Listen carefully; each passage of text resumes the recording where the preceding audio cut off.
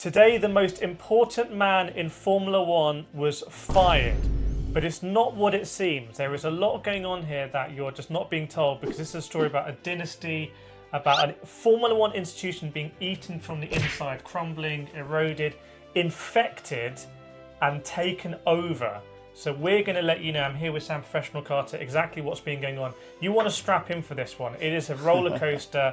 That is just civil war of the highest order. So we need to let you know about some of the important characters here and then some of the barely believable events that have happened. So we're going to start in 2005, which is when Red Bull properly come into Formula One. So before that, they obviously were a sponsor for Sauber, primarily. You remember the old Kimi Raikkonen Sauber car? Yeah, and the helmet as well. But they came in 2005 and they assembled really like the Avengers, actually, of Formula One. So we're talking Adrian Newey, the best car designer in Formula One, bar none. Like, no one is going to disagree with that. They get him. Incredible. He was at, I think, McLaren previously, Williams before that. They get Christian Horner, who's an incredible man manager and team principal, a very important person in this video.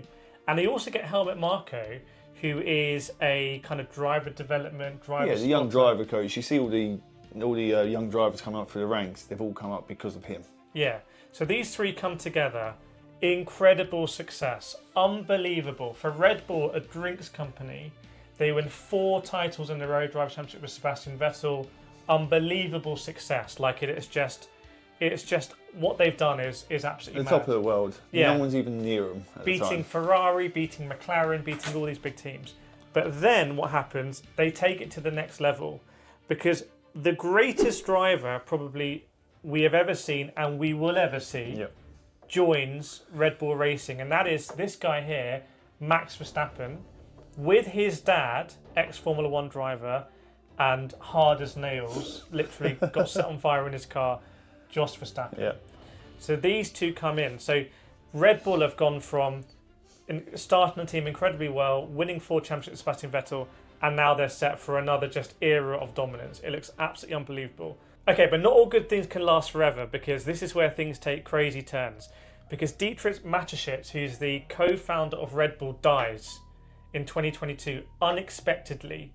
He's the co-founder of Red Bull. He owns 49%, because I think he actually went over from Austria. So he went over all the way from Austria, all the way to Thailand, finds his company, finds his drink, loves it, but it's very different to what obviously we've got in Europe at the moment, tinkers around with it and brings it back. He's a 49% shareholder. The Thais own 51%, but he is the guy. So he's the face of it. He's the face of it. He's the guy that pushed into Formula One. Yeah. No one questions him. He's by all accounts, he is Mr. Red Bull. So what happens when he dies? Well, you have, I believe, his son, Mark Mateschitz, who inherits or represents shareholding of 49%. And then you have the Thai side as well. Harlem Yudvidya on the Thai side owns 51%. So now you no longer have this unifying figure. They have CEOs. So at the moment, Oliver Mintzlaff is the CEO of all this kind of like corporate-y stuff, who's trying to oversee everything. He's trying to keep everyone together on the same side. So on the face of it, actually in Formula One at this time, it doesn't change the success, because the Red Bull is still the most dominant car. These people have just built the best car of all time, actually. I think in 23 they only lost 1 race to Carlos Sainz and Ferrari in Singapore. Yes. They won every other race. Verstappen is dominating. He's winning championship after championship. But this is where things start to get a little bit, sensational. Sexual misconduct allegations come in against Christian Horner. Kind of out of nowhere, he's accused of being inappropriate. Sexual misconduct allegations by a female worker in Red Bull. Now, this then looks to be amplified a little bit. There are leaks going on. We see WhatsApp messages where he's sending... All the paddock sent a whole essay of it, mystery bundle sent to the whole paddock from someone. Do we even know who that's come from? Well, people are saying it may be on this board. Okay, so because there's a power struggle now for Red Bull. 49%, 51%. Who controls Red Bull? Who controls this? One of the most successful sports teams in history. Yeah, it's an incredible prize. So you have these Horner allegations, and what happens is that starts to just isolate Christian Horner a little bit. He has to defend it. They get barristers in. It just isolates him a little bit. And Adrian Newey, who's actually more kind of on the Christian Horner side, I think it separates them a little bit. So I think we can draw... Puts a little gap in between them. Yeah, we've got some pens here. So we're going to show blue pens here to indicate kind of like allies.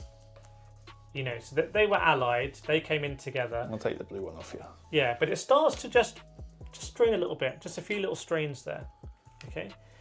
Then what happens is these leaks are really pushed by the Verstappen camp, is what seems to be the case.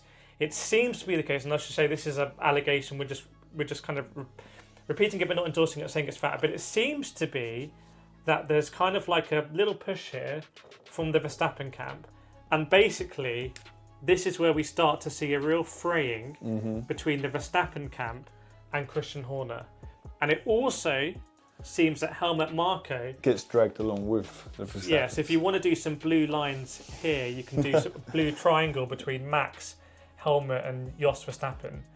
So we start to see, and then the other thing is that the Austrian side seems to be allied with Helmut Marko as well.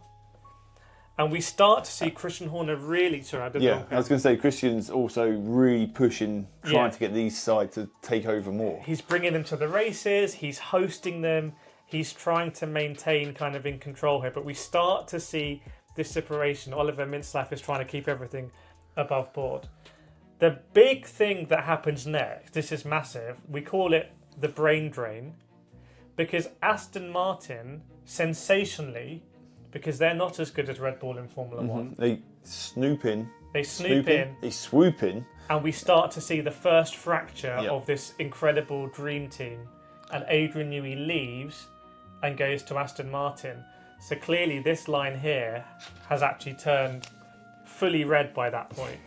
And their friendship is no longer enough to keep Adrian Newey. And it's not just Adrian Newey who leaves as well. It's obviously a lot of other key staff. Yeah. Someone like Jonathan Wheatley, he goes to Sauber, which is going to be Audi shortly. Yeah. So key talent are leaving, and this is really important because around this time Ford are involved. Yeah. So Ford they made the first ever mass-produced car. They're a proper serious company.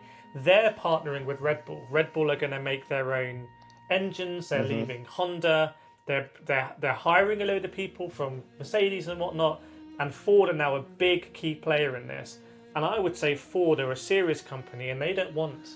They're very family friendly. They don't want these sort of allegations to be... So the more these allegations go on, the more Christian Horner gets kind of isolated. Which would push the Ford over towards that side. Yeah, or I would say more, they don't want any kind of drama here. Independent. The next thing that we want to talk about that happened is a big performance drop at Red Bull. So we're talking about how they were one of the most successful teams.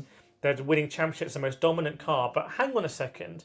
Things have been bubbling beneath the surface. We see the Red Bull second drivers really start to struggle. So the drivers, so in Formula One you have two cars in the team, Max is in one car, he's winning everything. The other drivers suddenly can't win. They can't win, they can't drive the cars pretty much. So there's a significant performance drop, and what that shows is two things. Firstly, it shows that maybe between Helmut Marko and Christian Horner, they are not managing or selecting the right talent. Yeah. So there is going to be a big disagreement here about whose fault it is that these drivers are not doing well. Helmut Marko is very brutal with his feedback. He doesn't mince words. As everyone knows with him as well, and Red Bull in general, they bring up young drivers very early. Yeah. If you don't perform straight away, you're out. Sink or swim. Yep, exactly. Christian Horner kind of normally has a different, he will kind of take flack and whatnot, or he will just obfuscate. But he becomes isolated. And that's interesting. And even there's lots of drivers who were in the Racing Bulls camp, the sister team of Red Bull, who Laurent Mekies is team principal of. They go into Red Bull and they're kind of they're not performing either. Yeah. So we see this performance drop, and this puts a strain on everything. It also puts a strain on Christian Horner because he's been able to show performance before, but now he can't show that performance. Then we come in, this is very recent now, sensationally, Mercedes. They, in all of the time since Christian Horner has been at Red Bull. Mercedes are the only team that have... And they've been in Max's ear consistently now since this whole thing came out. So they are the other big team in Formula One. They, with Lewis Hamilton, saw a lot of success. They are now trying to entice Max Verstappen. And it seems like Max Verstappen and Jos Verstappen are actually listening to it. Yeah. They don't really deny it. Mercedes are making all these sounds. It would just be an absolutely sensational move. So you have this here, and then when you look at this now, let's just pause. And by the way, if you've enjoyed this so far, please subscribe if you want to see more of these. Let us know what videos you also want us to use in this technology here, this Formula One level technology. But this puts an almost you can't live with this strain, because no one can afford Max Verstappen to go because of the performance drop.